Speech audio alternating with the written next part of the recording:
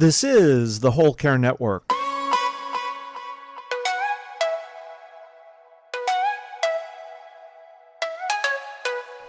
Helping you tell your story one podcast at a time. The following Care Lab podcast does not provide health or medical advice. All content is provided for information purposes only.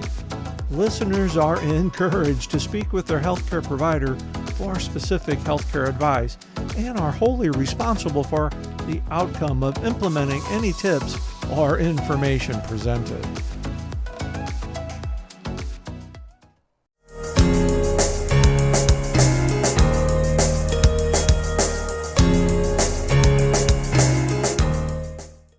Hello.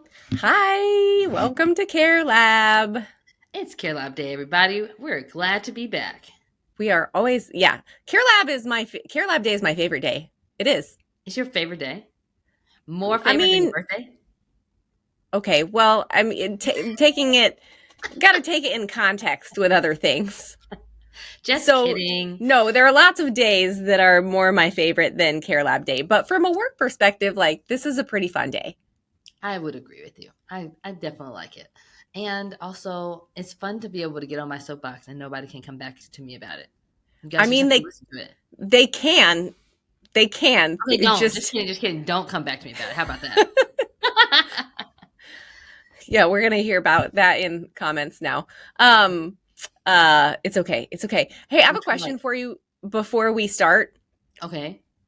How many pairs of glasses do you own? That's such a great question. I own 20 pairs of glasses. Whoa. Yes. So if you need to know all the backstory. So I definitely do. It has to do with health insurance, and we're talking about health. We might as well talk about it. So I have been wearing glasses since I was in the 5th grade, and maybe I don't know, high schoolish. My prescription never really changed. After it was bad, it just kept being the same. Same, me too. You're the only other person I've ever met who had just really bad and then stayed the same forever. Stayed the same. Just basically stayed the same. So your insurance pays for one pair of glasses every year, and so since they weren't bad, there was nothing wrong with them. But I'm paying for insurance. I'm going to use it. So I just keep getting different kinds of frames each time. And so then I would just start adding to my collection, and my vision hasn't changed. So I just started collecting them. But then I found that then the whole explosion of buying glasses online happened, and you can buy glasses for $5 a pair, and they're fine. I don't need bifocals yet. I'm very close though. And so I just started buying glasses. If you got to wear them, they might as well be cute and match your outfit. So yeah. See, same thing for my vision story, but I have always worn contacts. I put on a pair of glasses when I was 12, and I was like, nope. And so I've been wearing contacts. You were just no, I can't do this. Yeah. I put them on. 12? I've been wearing contacts since I was 12. Oh, wow. I remember the first time I got contacts, it took me an hour to put one in my eyeball. And I was surely not 12. I was definitely in high school. I don't remember my first time putting contacts in. Traumatic like mine. It was, I'm gonna guess it was pretty okay. It probably took me a few times to practice, but no, I was just and now I mean, obviously I have glasses because you can't just wear contacts all the time. So I have glasses at home, but I have one or two pairs because I have to spend my insurance money every year on the contacts. Contacts, yes. Which doesn't cover contacts all the way. Of course, it's a small portion of it, but I just don't feel I don't know. I feel all weird when I wear glasses all day. I feel sleepy. Is that odd? No, it's not. I don't think that's odd. It's just that I'm the exact opposite. Huh. So when I did switch to I didn't switch. When I did first get my first pair of contacts, because I play sports and it made more sense to have contacts. Yeah. I feel sleepy with contacts in my eyes. My eyes feel very tired. And so I only wear them if I have to. So if I'm swimming or if I'm doing something where I feel like I don't want to have the glasses on my face, then I will wear contacts, but then they're coming right out and I'm going back to my glasses. Oh, that's so interesting. I just want to point out something that I've always thought is really weird about insurance. So you've got health insurance, right?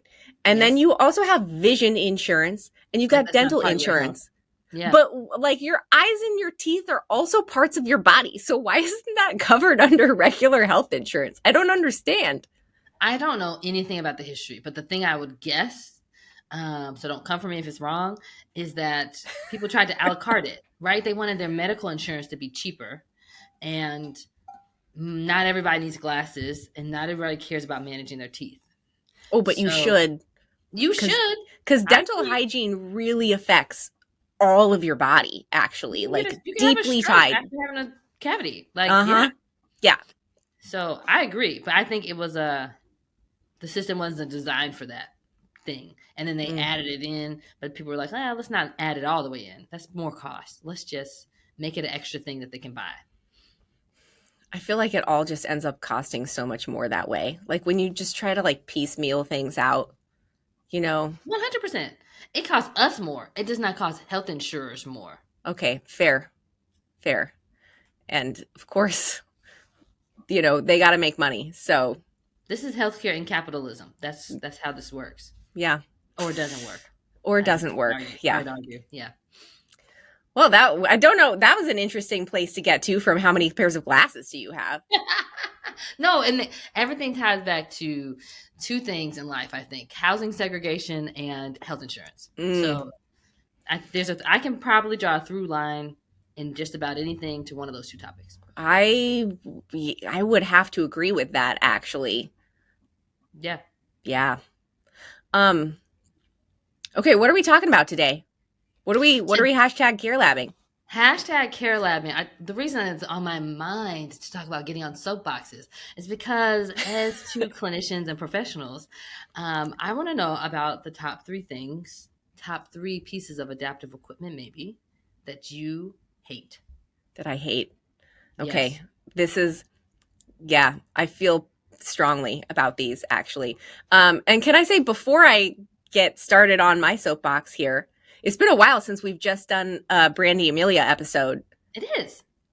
So I'm excited for this. Not that I'm not excited I love having our guests on. I think it's awesome to have like more people and more perspectives, but I don't get to soapbox there. And I love to soapbox. Exactly.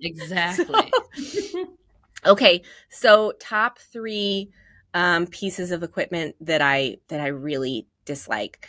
Just tell us one to start with. Let the people listen to the whole thing to hear all of them. Oh, okay. Ooh, that's so good. Okay. First one, I really dislike walk-in bathtubs.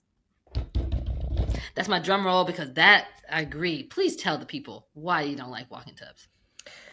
Because they only function under a very specific set of parameters. And the parameters that I'm talking about are your parameters as a person. So like you have to be able to fit into a space. You have to be able to perform that transfer. Like the person who is using that tub has to be physically capable of doing a very specific set of things. And at first, when the tub goes in, they might be able to do that. But over time, that person won't be able to do that anymore. And so what they end up with is something taking up their bathing space that is completely unfunctional for them and ultimately makes it so they're in a situation where they have to spend a lot of money remodeling or they just can't use that bathroom to bathe at all. And it's just really unfortunate because they're very, very expensive. And they don't okay, here's what gets me is like they're sold as this thing to solve a safety and functional problem. Yep. And they actually do the opposite of that. Yep. Most of the time. Matter of fact, you know what we should do? We should figure out who is the person who originally marketed walk-in tubs and hire them for our businesses. Because the people, I mean, like were very effective. Very effective. All the time, I'm like, I need a walk-in tub. I'm like, do you? I don't think you actually do. That's just the solution that you have seen the most. And so if now that you feel like you're at a position where you can't step into the bathtub that you have, you are going to go to that thing. But that's not because it's the right thing. That's because it's the thing that you saw the most often. And there are so many problems with walk-in tubs. I like how you described it as being inflexible, so that you, and I think as occupational therapists, we're always looking for the thing that is not only right for you now, but will be right for you in the future. And by nature, that means it has to be a flexible solution, especially in home modification, right? Because if we're spending money on this stuff, it's gotta work now, but it's also gotta work for whatever happens in the future, right? Exactly. Gotta be flexible. Exactly. You know, the thing that I say about, do you want to know something that's really terrible? I care a lot about, you're like, yes, definitely. I care a lot about education, right? And I talk a lots of places and do continuing education classes. Yeah. And when I do one about home modifications, you should know, and I talk about like the definition of what a home modification is. We talk about structural changes, things you add to the house, and things that you can take away from the house. All of those are home modifications. And this is completely unprovoked by this CEU topic, but right in the middle there, when I talk about structural changes, I talk about walk-in tubs and how much I don't like them. And I step on my soapbox every time I give that talk, even though nobody has asked me that, because I feel like it's my personal responsibility to be the anti-marketer for walk-in tubs, because there's been so much of it that I'm like, y'all didn't even ask me to talk about walk-in tubs, but I'm going to tell you because you're sitting here and you ain't got nothing else you can do but listen. And so that at least you're mine right now. And I'm gonna wash you clean of this idea that a walk-in tub is what you need, because every person, I don't say things without having no experience. I won't judge something if I haven't used it. So the reason I have come to this conclusion, in addition to what you said, is because every person I've ever worked with who's had a walk-in tub has not been able to use it for long enough to justify its cost. And so the average walk-in tub starts at $10,000, right? And I'm in the Midwest where the prices are the lowest. So they go up from there. That is bonkers. It's yes. And so, yeah, if you get it when you're completely healthy and your mobility is fine and you use it for 15, 20 years, then it might be awesome for you. I'm not going to say it's wrong for everybody, but mostly people get it when they already have mobility issues. And because it's an inflexible situation, I can't do anything to change it. I can't add a grab bar to it. I can't put you a different chair. I can't do anything in there to help you get it unless you get the right one up front. And to be somewhat fair, there is maybe one style of walk-in tub that could be effective, maybe, if you get the one that the door swings out and it takes the whole side of the tub and it's made for you to transfer from a wheelchair over to the seat. That's fair. That one with grab bars already built in could work for you. So if you're just set on having it, as long as you always have the strength and the trunk control to sit upright and scoot over and do that transfer. Because both of us could give you multiple recommendations for the stuff you already have that would allow you to be able to, if not buy it now and use it continuously, get rid of the other thing that you bought and buy the new thing if you don't have the trunk control or if you have a change and you didn't have to spend $10,000 to do it. So, yes. Let me define trunk control for just real fast here, because obviously like that's like a therapy term that we use a lot, but basically it just means sitting balance, just means the ability to control your upright, the upper part of your body, whether or not you're sitting up or laying down. So, you know, the easy way to think about it is, do you have the sitting balance? Do you have the ability to be upright in order to like control your upper body while you're standing or sitting or whatever it is? So that's trunk control. Because it's your trunk. And you control it. That's right. Fancy pants. Exactly. Okay. Yeah. The other thing that I agree with you 100% on all parts. The other thing that I have often found is the fact is a lot of times the seal doesn't stay doesn't stay on there very well, so they can end up leaking over time and then can be difficult to have them repaired. It's just kind of a mess. And here's the thing, if you have mobility issues and you still want to be able to take a bath in your bathtub, there are actually much more affordable, flexible products that you can use to do that really well and really safely that don't cost you thousands of dollars and that very effectively allow you to get down and soak in the tub. I recommend those all the time, actually. They are great. Automatic tub lifts. They're awesome. Yeah, exactly. Hey there, it's Amelia. Listen, I am so thrilled to have a great resource like Ask Sammy as part of the Care Lab team, and here's why. It's a game changer for aging in place because it makes it so simple. All you do is ask. Just type in your question or even tell Sammy what the problem is and get tailored solutions. Everything from innovative adaptive equipment to comprehensive resources. It's a great way to become more empowered, to live more independently, and to live with greater confidence. And my favorite thing about how Ask Sammy works is it's deeply rooted in dignity and practicality. So whether you're a fellow therapist, a care partner, or someone who's seeking solutions for themselves, visit www.asksammy.com. We're going to link it in the show notes so you can find it there. Start making home more accessible today. Now, back to the show.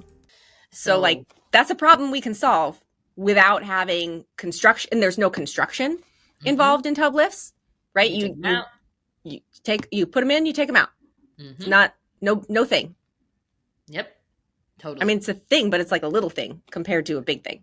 Compared to a big thing with a much smaller price tag. Which a much smaller price tag. Yeah. And they work, they are something that works longer for more people because, again, a lot of times you can even get to them from a wheelchair as long as you have the control to get over there. You can do that transfer over onto it from a wheelchair, and it still prevents you from having to step over to the side of the tub. Yep. $500. Mic drop. Mic drop. Exactly. I'm not saying that everybody can afford $500, but it is certainly more affordable than a $10,000 tub, walk-in tub. Yep. Absolutely. Yep. Okay. What's your number 2? Okay. My number 2 is, drumroll please, suction cup grab bars. That was my number 2. I mean, great. We're on the same page. Yeah. We'll do this together. There. Okay. Why is that your number 2? Because it's also a thing that people, I have a lot of reasons. First of all, it is unsafe. It says on the package it's unsafe, but you don't ever read that. It says not made to support your weight. What are you going to grab bar for if it's not to support your weight? Because you want it to support you so you don't fall. That was the whole point of putting the grab bar in. Am I right? You are right. Yes. I don't care if it has a red tag, green tag thing to tell you that the seal is on there, or if it's some other fancy thing, or if it's longer or shorter. I don't care. The suction cup grab bar is not going to stay on the wall. And if you're not intentional about checking it every single time you need to use it, then there's going to be a time in which you try to rely on it and it's going to come off the wall and you're going to go to the floor. And I'd rather you not have anything actually than have that, because at least you'd be careful enough to do the best you could to get out and hold the wall or something else. But when you rely on that and it comes off the wall, then what can you do with that? Yeah. It's, I give that kind of example all the time. This is actually the kind of thing that can cause a fall. Because if you are relying on something that's not secure, same thing with a towel rack. A towel rack is not a grab bar, right? It's only in the drywall. You can't rely on a towel rack to hold your weight. So if you are using it, same as a suction cup grab bar, and it becomes loose, then maybe you weren't off balance before. Maybe you were just holding on to it, just as habit or to steady yourself a little bit. But then it comes out of the wall, or the suction cup grab bar comes off of, whatever it was stuck to. And now you are thrown off balance and then you do fall. Exactly. It's doing the exact opposite of what it's supposed to do. The exact opposite. And for the towel racks, I've seen towel racks come out of the wall from where they're attached to. I've also seen towel racks break in half in the middle. And so the thing is attached well, but the thing that holds the pole that holds the towel is also not supposed to hold your weight. It's supposed to hold the weight of a towel. That's right. And that breaks. And so people are I have a place to hold. That's not a place to hold. It's just not. Nope. And there are grab bars that have towel racks on them, and it can be installed in a safe way. So yes, you don't have to lose your towel place, but you can put in something that's going to be secure. And but the one thing that I will say is, because like there's always a caveat. If you have a shower insert and it's fiberglass or plastic, you really can't screw in a grab bar into it because you risk cracking it, especially if there's an inch of space between the fiberglass and where the drywall is at. And so if you need a place to hold on to and you have that kind of shower, I'm not even going to say it because I don't want to be recorded for in history for forever, but there are other ways to consider having a safe place to hold on to. For example, the insert doesn't always usually doesn't go past the tub or past like the tile or the flooring. You can put a grab bar right outside of that insert and at least have a holding place to hold on to step in. You can put a chair in that has an armrest to sit on, but just don't use a suction cup grab bar. I also think in those kind of situations, like the floor to ceiling, Yes, transfer yes, thank you so much. Transfer poles, those can be really great in those kinds of situations where you can't mount anything to the wall for one reason or another. So yeah, because obviously a lot of this, it where a grab bar can go does depend on the layout of your bathroom. It depends on the construction materials in your bathroom. Like there are more things to consider, unfortunately, sometimes than just where we want it to be, right? So again, that's why it's important to say, okay, well, if we can't do it one way, what are the other options that we have? And working with someone who, like an occupational therapist, who actually understands what those other potential solutions could be, so that you're not having to. It's always a balance in home modifications, right? Yeah. We want to make sure that we're creating spaces that in the long term are going to be, that now and in the long term are going to be safe and functional spaces for people. Yes. A lot of times though, the fact is that budget is a huge consideration. So we have to come up with options for how that's going to be done. It can't be, for everyone, ripping out everything and redoing it is not always an option. So you want to have someone who can tell you, okay, here's this option for this budget, here's this option for this budget, and then here's this option too. Whichever one of these you choose, and it can be based on your preference or your budget, but whichever one you choose, these are all good workable options for you. Yes, I feel like that's so important. And I will go back to the walk-in tub thing. It's like thinking the only way to solve the problem is to buy a walk-in tub, and then you muster up all of your money and you do the thing, and then it ends up not working well for you. There's always more than one way to do something.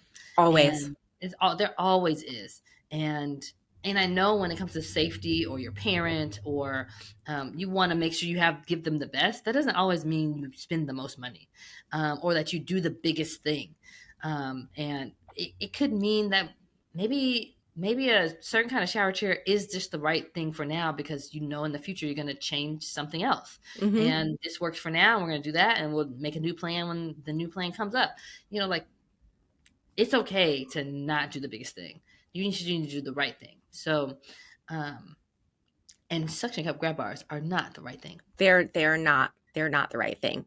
I can't tell you how many times I have ended up just recommending. Someone thought they needed a whole new shower, and I said, no, you just need a tub bench. Facts. Exactly. Right? Totally. You don't need to do a multi-$1,000 remodel. You can just spend like $50. Yeah. Exactly. And I mean, I have said that same thing. I'm like, now, if you did really want to get a bathroom remodel, great, remodel the bathroom. Here's what we can do. What you can do. If that's your goal anyway, is to remodel the bathroom. Great. Yeah. If that was your goal is safety to get in and out of this tub, here's a way different solution. So yeah. Okay, but the moral of the story is suction cup grab bars are not grab bars. I'm not sure what they are or what they're for, but they're not for safety. It is inevitable that suction is going to fail at some point. And that is not the purpose of a grab bar. A grab bar should be bomb proof so that you can rely on it. You should never have to second guess it. at all. That's the reason it is there. Mm-hmm. Oh, and suction cup grab bars on those inserts, they have broken the fiberglass or pulled it off. Oh yeah, yeah. Oh, okay. Then I will drop this. That is another thing to think about. I have also often seen suction cup grab bars being placed on like glass shower doors or Oh, glass yeah. shower walls. Let's say the suction cup stays mounted to that shower door or wall. That glass wall or that glass door was also not built to hold your weight. It is not mounted in such a way to hold your weight. It is mounted to hold up its own weight with water splashing on it. Mm-hmm. So that is not going to hold you. Even if the suction cup grab bar stays on there, if you go down, that thing is coming down on top of you. I have unfortunately seen that happen to folks, not while I was actively there, obviously, but that has actually happened to clients of mine, and that is no bueno. So just no. Yeah.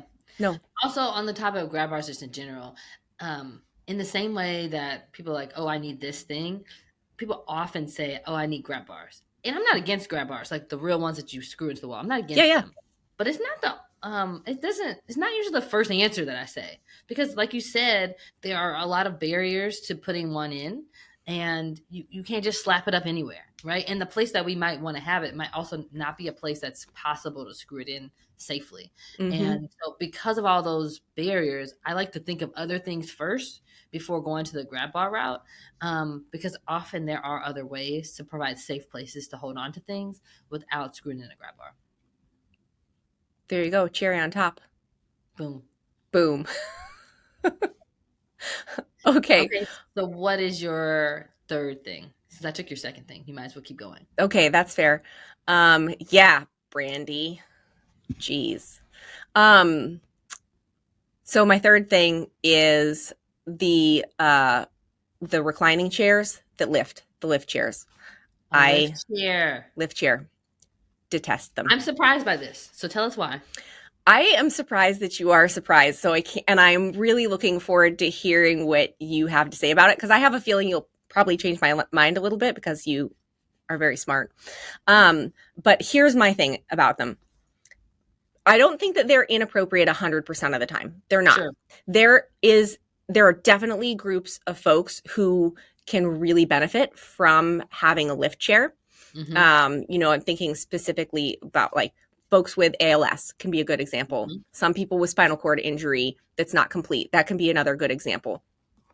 However, they are so well marketed, to go back to this idea of like, the walk-in tub, they're so well marketed that people think that they need them inappropriately way more of the time than they're actually needed appropriately. And what happens is you say, oh, mom or dad is having some trouble, or I'm having some trouble getting up or down from my chair. It's getting a little bit harder. I'm going to get one of those lift chairs that I see on TV all the time, and then I won't have trouble getting up anymore. Mm-hmm. So then what happens is you get this chair. It's the chair that you're in all the time. It does all of the lifting for you. And very, very quickly, you can no longer get up from other surfaces. So it prevents you from using your muscles, and it makes you weaker. And before you know it, you can't get up off the toilet by yourself. You can't get up and down from the dining room table chair by yourself. You can't get in and out your car by yourself. And it becomes a really big problem. Again, when it's used inappropriately, and the vast majority of the time, I think it's done inappropriately. I think that's a very fair assessment. Okay, because I was a little nervous there. But see, I've also seen the other side. This is a nuanced situation, which I'm glad we're talking about it. Yeah. I've seen the other side in which people are calling the fire department to come get them up because they cannot get out of their chair and they don't have a lift chair. And they stay sitting there all day because they know it takes all of their energy to try to get up, and they get up and then they fall because they used it all from just getting up, or they're stuck sitting in that chair till their daughter comes over to help them out. And I've seen that so many times that I am a little bit more proactive with saying, is there a way for us to get you a chair that lifts up? And so I think what you're saying is fair, because if you don't use it, you lose it, right? But if you've already lost it and I can't get it back, or it's hard to get it back. I'd rather you be safe. So I think that's why you said like using it appropriately is really important. And Yeah. the other thing is like, you don't have to use it. So let's say you're being proactive. Or let's say you see your dad struggling to get out of a chair. You see a lift chair on sale. You buy it, you get it for him. Care Lab listeners, it's Brandy, and as the founder of a platform made to make aging in place easier for everyone, I knew it would be incomplete if we did not have education, especially for caregivers. So whether you're a family caregiver or somebody who trains a whole organization, Higher Standards Caregiver training videos are for you. I'm so proud that we were able to partner together with Amelia in order to provide these to you because they're easy for everybody. You get great occupational therapist-led training on topics like transfers and how to care for someone as they age, or maybe as things change when you have Parkinson's. So no matter if you're the loved one who doesn't know exactly what to do next because things are getting different, or if you're a professional who trains caregivers that go into the community and you need some quality education, you get both from Higher Standards Caregiver Training. And you need to check them out at higherstandardscaregivertraining.com. Okay, that might not be terrible, but you also don't have to lift the chair all the way up and just like walk out of the chair. You can lift it up only if you try and you struggle and then you want some help. Or you can use it to go up just a little bit and then you get yourself up the rest of the way. Because it is important to keep moving your body. You know, like I've had clients whose bedrooms are upstairs and it takes them some good amount of energy to get up there. And, you know, we've talked about, oh, can we move our bedroom downstairs or what some other ways? And they're like, you know, I actually want to do the stairs because that is my exercise for the day. And, you know, as long as it's safe for them to do it, yes, we should do it as often as possible because you need to use those muscles or you might not be able to. But I also don't want you to fall down the stairs, right? Yeah. Yeah. And so, like, that's where judgment comes into play and that there's no, like, blanket answer that's right for everybody all the time. Mm-hmm. You know, because I have met therapists that are like, I never recommend a lift chair ever. I'm like, well, I don't know. There's almost always going to be a scenario where you could find that you will recommend things, even that you don't like, except suction cup grab bars. Except that. That's a no all the time. Except that's a no all the time. I think for me, it's really important to understand that caveat that like, if someone cannot get stronger or it's going to take them a really long time to get stronger, they're working on getting stronger and they need a safe solution in the meantime, like I'm okay with that. But what I'm not okay with is saying, oh, well, here's an easy button. We're going to go do it like this. And then before you know it, you actually have a really problematic situation that can cause falls, that does cause increased ability, where suddenly you're having to have someone come in and help when maybe all that person really needed was like 12 sessions of therapy. Yeah.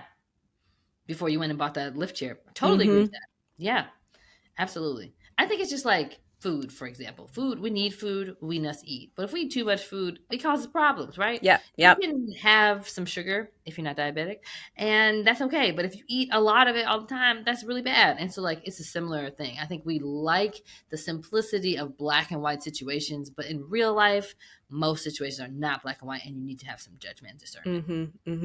And I think that also brings up why it's so important to work with someone who can provide that education around what the recommendations they're making are. So for example, let's say, you know, you have one of these lift chairs and you are also working on getting stronger.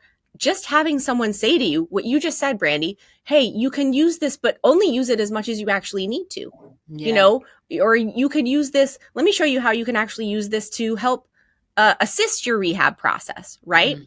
That's really different than it just being plopped into a home where I guarantee you 99.9% of the time, people are not thinking, well, I could only go up halfway. They're just using the dang thing. Exactly. You know? So having education, working with someone who's really thoughtful about how these decisions, even though they seem really small, they can have huge impacts on your life. I just can't overstate the importance of doing that. Yeah, totally. I totally agree with that. Of course. All right. Well, what's your third? This is a hard question because I'm glad that we had different thirds, aren't you? I am glad because then we get to talk about more stuff. Yeah. I think that, let's see, my biggest one is walking tubs, suction cup grab bars, and the other thing that I really don't like is, here it is. These are lesser used, but since we're on the topic of lift chairs, it's these inserts that you put into a chair that's supposed to have spring assist to lift you up. Okay, I know what you're talking about. And I think they're a misnomer because people think that they're going to lift them all the way up, and it actually doesn't do that. And when you sit on it, you're also like, you're not trying to get up, you're just sitting on it. It puts you in I shouldn't say it that way. It puts you in a forward position, where you can tip forward. You can tip forward if you're not careful and you don't have your feet underneath you. Mm-hmm. And, it's kind of like a cheaper alternative to a lift chair, Mm-hmm. but it also depends on your weight. And like, nobody's giving you any context about this when you see it on Amazon or you see it somewhere else. Like, they don't work good, but they still are for sale. And so, like, not all pieces of adaptable equipment are made equal or are even solving a real problem in a good way.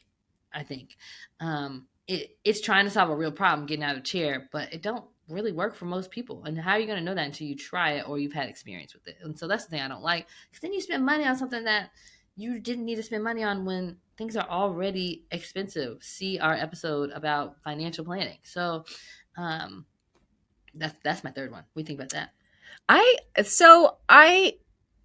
I'm mostly with you. I would say, especially, it depends on almost the individual one and how well it functions. Like, I've seen a lot of them that they're kind of clunky and they like get stuck or they won't work, or this is kind of technical, but a lot of times in like seating and thinking about safe seating and good positioning for function during seating, as therapists, we think about the position of the pelvis. Like, is it tilted forward? Is it tilted backward? And so those definitely change the tilt of the pelvis, which substantially changes the way that the rest of the body functions. If you we won't get too much into the technical details, but I think it just basically makes sense if you think that the whole body can only move based on where its center is stabilized to a certain extent. So when you change how the center is stabilized, it changes how well you can do pretty much everything else. And it also can cause other kinds of issues with like joint pain and stuff like that. But so like the clunkiness of them, and sometimes they don't always work really well. They change people's positioning. I will say that again, there are some scenarios where I think that they can be helpful to help maintain function for longer. Again, I think sometimes ALS can be a situation where that's true. If someone is really working to be able to maintain their ability to get up and down for as long as possible, then having that boost in there can be helpful.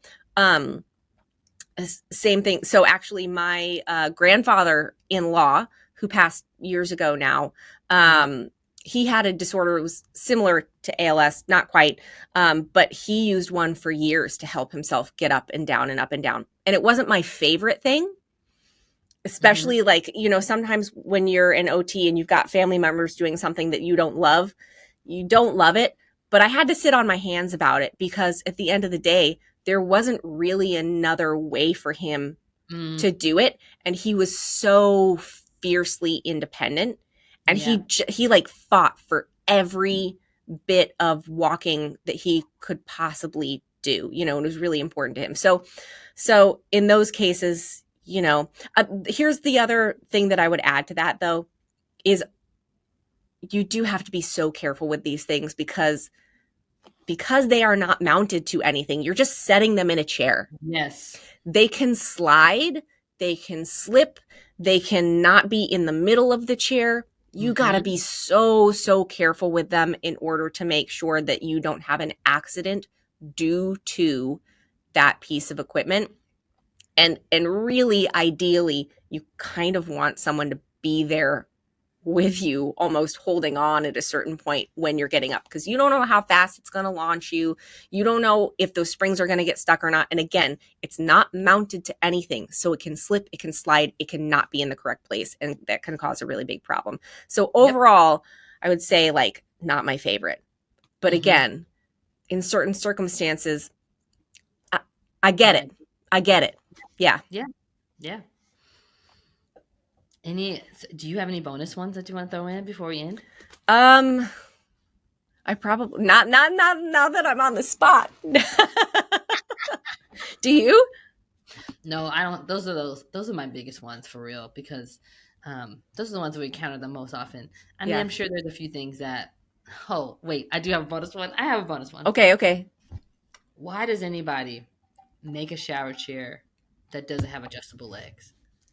I Oh, do that's not silly. understand that. I do not understand that, because you have no idea the height of the person, and even if it's a beautiful looking chair, like those are the kind of the worst ones. The ones that are like teak and they don't have adjustable legs and they look nice. They're surprisingly low. You would think that if you're gonna not make the legs adjustable, that you make it the height of a real chair, like a dining room chair. But they don't make it like that, and I don't understand that. And so, like, that's my other pet peeve. Don't ever buy a shower chair without adjustable legs. You've inspired me. I got a bonus one now too. Yes. So this isn't necessarily like a piece of equipment per se, but it's like a thing that people do. I'm really not a fan of built-in shower chairs or like built-in benches, because again, they're not flexible. They end up taking up the space of the actual piece of equipment that will likely be needed at a certain point. So it makes it so you can't use the correct equipment and the shower becomes unusable. Also, they're usually too low. People just end up putting a bunch of stuff on them. And I have met very few people whose bottoms actually fit on most built-in tub benches. I don't understand the thought process behind all of these that got put in the 80s. I think they're so small. No one's butt fits on those. And if it's going to be a shelf, why does it need to be that low? And if it's going to be for my butt, why does it need to be that low and that small? Yeah. So, like, what was this intended for? A plant? I don't understand. Yeah. Like, I don't know. Yeah. A plant. I just look at them and I'm like, who decided that this was okay to do? This doesn't work for anybody or anything. You know? Yeah. So that would be my bonus one is that those built-in, shower benches. What I do think, if something has to be built in, is a good potential alternative is those ones that flip up and down from the wall, because you can get them out of the way and then the space is still flexible. It's all about flexibility. It's all about flexibility. Only challenge with those is making sure that you have the right place to install it. Like, pretty much you can only put it in one place, right? On the back wall. Yes. And in the middle, so that you can flip down and use a shower. But if your studs are not there, you can't put it in, and so that is the challenge with using those. It's not as, I guess I'll call it user-friendly or able to be used by most people, I like to, like, for example, at AskSammy.com, the things that we have in the store are able to be used by most people. And that way you don't have to figure out, like, is this right for me? And I'm like, mostly it's right for you if you fit this criteria. And that one is just one of those things that's like, you need to be able to find your studs, and your studs need to be in that exact right place. And then, sure, it's awesome. Well, and then you also have to be able to reach your shower controls from there too. So if you've got a really big shower, you've got to be able to mount it somewhere where you're actually going to be able to reach your faucet and the shower head and all those other things too. Otherwise, again, you're like sitting way far away from where the actual water is, and you've got to make some tough decisions about how you're going to manage that. Absolutely. I've definitely seen that happen. I'm like, this is all the time. Like, this is the kind of person that maybe they have this big old shower and they have the money to spend to make it look nice and install one of these flip down, but it don't even make sense to put a flip down in, because you're going to be all the way back here and then you have to go over here and turn on the water. And so I still think you should just buy a chair, and that way you can move it. Just a good shower chair. There's a lot to be said for just a good regular old shower chair. Facts. There you go. All right. This was a fun episode. It was. Soapboxes are great to get on. All right, y'all. If you enjoyed this episode, if you found anything valuable or educational about our conversation, please make sure that you are... Huh? Or stupid. Or stupid. You think our idea was bad. Tell us about it too. Well, I was going to say that they should subscribe, but definitely... But yes. No, I think...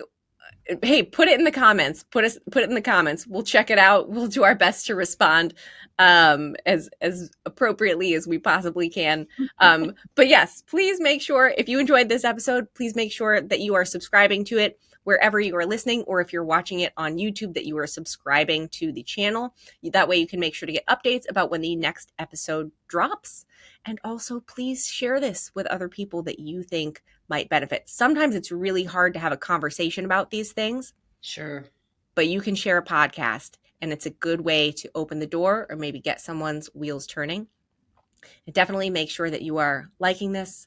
And I'm going to stop rambling now. Like and subscribe. See like and subscribe. Time. See you next time. Bye. Bye.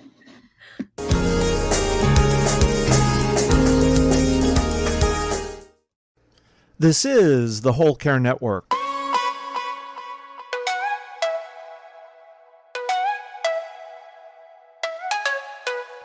Helping you tell your story one podcast at a time. Content presented in the following podcast is for information purposes only. Views and opinions expressed in this podcast are solely those of the host and guest and may not represent the views and opinions of the Whole Care Network. Always consult with your physician for any medical advice, and always consult with your attorney for any legal advice. And thank you for listening to the Whole Care Network.